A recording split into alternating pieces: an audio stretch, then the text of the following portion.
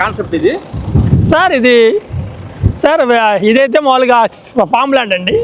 Sir ఇది మన form ల్యాండ్కి వెనకాల ఒక 22 ఎకరాల్లో సార్ 133 గజాలు కేవలం 2.2 లక్షలండి.